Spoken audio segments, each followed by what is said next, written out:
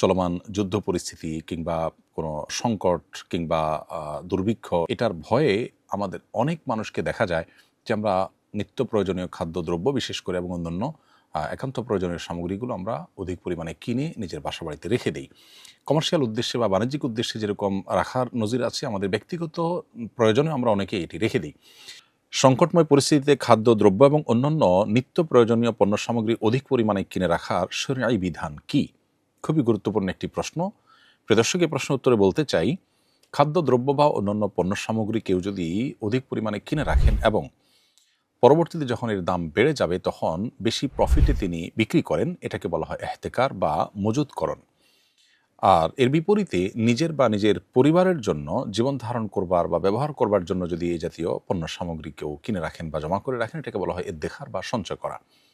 শরিয়ার দৃষ্টিকোণ থেকে স্বাভাবিক অবস্থা যখন বিরাজ করে, অর্থাৎ কোনো দেশীয় বা বৈশ্বিক বড় কোনো সংকট নেই কিংবা যুদ্ধ পরিস্থিতিতে নেই এবং দুর্ভিক্ষ কিংবা দুর্ভিক্ষের ঘন ঘটা বা পদধ্বনি শোনা যাচ্ছে এমন কোনো পরিবেশ পরিস্থিতি নেই, এরকম স্বাভাবিক অবস্থায় কেউ যদি কোনো পণ্য কিনে রাখেন যে এটা যখন দাম বাড়বে তখন আমি বিক্রি করব, তো শরিয়ার দৃষ্টিকোণ থেকে এটি নিষিদ্ধ নয়। ঠিক একইভাবে নিজের বা নিজের পরিবারের ভরণ পোষণের জন্য যদি খাদ্যদ্রব্য বা অন্যান্য পণ্য সামগ্রী কেউ সঞ্চয় করে রাখেন, তো শরিয়ার দৃষ্টিকোণ থেকে সেটাও নিষিদ্ধ কিংবা নাজায়েজ নয় স্বাভাবিক অবস্থায়।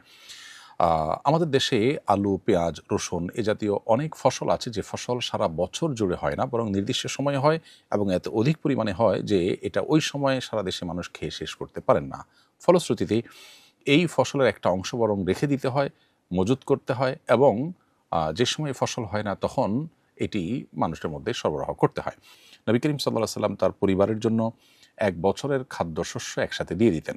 অতএব এখান থেকে বোঝা গেল যে খাদ্যশস্য পরিবারের জন্য ব্যবহার্য যে সমস্ত নিত্য প্রয়োজনীয় পণ্য সামগ্রী এগুলো রেখে দেওয়া বা সঞ্চয় করাটাও নিষিদ্ধ নয়। অনেক উলামা ইকরাম অবশ্য নবী সাল্লাল্লাহু আলাইহি ওয়াসাল্লামের এক বছরের খাদ্য সামগ্রী দেওয়ার এই হাদিসের আলোকে এক বছরের বেশি সময়ের জন্য সেটি সঞ্চয় করে রাখাটাকে নিষিদ্ধ বা মাকরুহ মনে করেন, যদিও হাদিসে পরিষ্কারভাবে এক বছরের বেশি রাখা নিষিদ্ধ সেরকম কোনো কথা বর্ণিত হয়নি।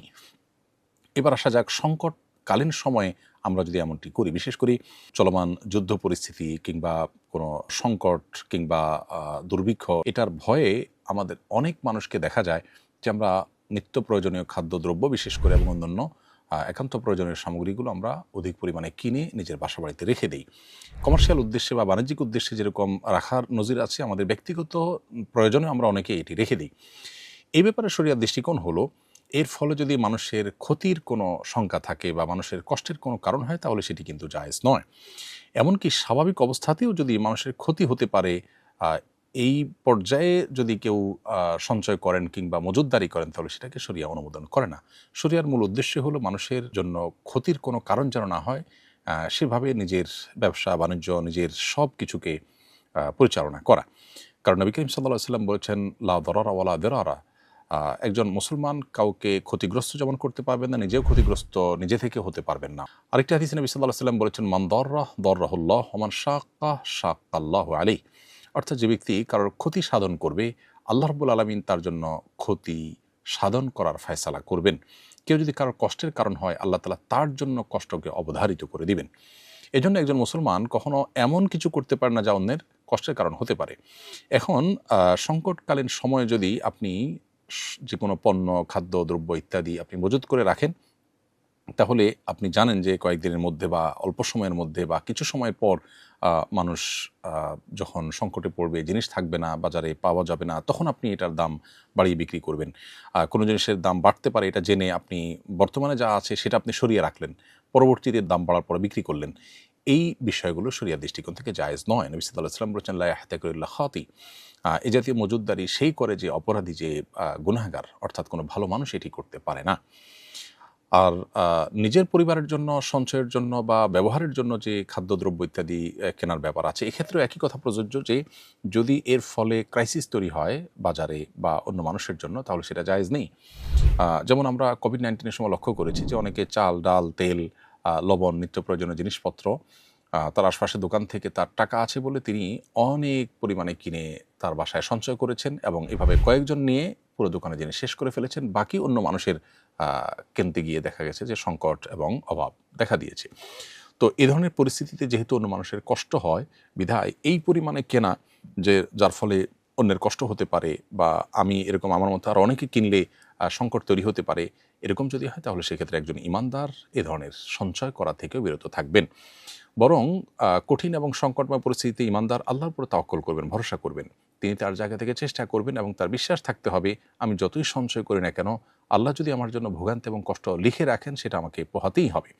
আর আমি শুধুমাত্র আমার এবং আমার পরিবারের চিন্তা না করে, বরং আমি আমার পরিবার এবং আমার আশপাশের মানুষের চিন্তা আমাকে করতে হবে।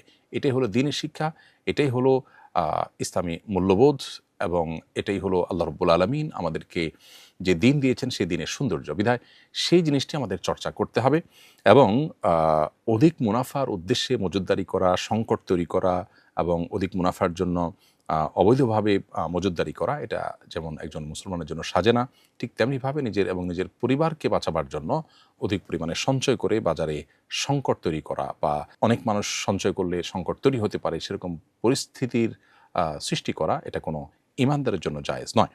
বিধায় স্বাভাবিক অবস্থায় এহতেকার বা মজুতকরণ কিংবা দেখার বা সঞ্চয় করা এগুলো জায়েজ হলেও সেটার জন্য শর্ত হলো তাতে যেন কোনো মানুষের বা অন্য সাধারণের সর্বস্তরের মানুষের ক্ষতির কারণ না হয়, বাজারে সংকট তৈরি না হয়।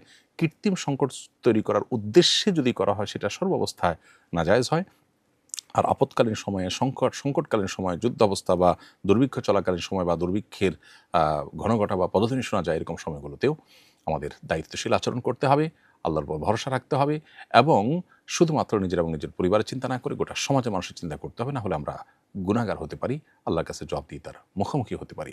আল্লাহ রাব্বুল আলামিন সকল কঠিন পরিস্থিতিতে আমাদেরকে আল্লাহর প্রিয় পাত্র এবং একজন ইমানদারের যে চরিত্র, সেই চরিত্র ধারণ করার তৌফিক দান করুন, এবং নিজের লোভ, মোহ এবং শুধুমাত্র পার্থিব লালসা এবং শুধু নিজ এবং নিজের পরিবারকে বাঁচিয়ে রাখার যে স্বার্থপরের মতো চিন্তা, সেই চিন্তা থেকে আল্লাহ আমাদেরকে বেরিয়ে আসার তৌফিক দান করুন।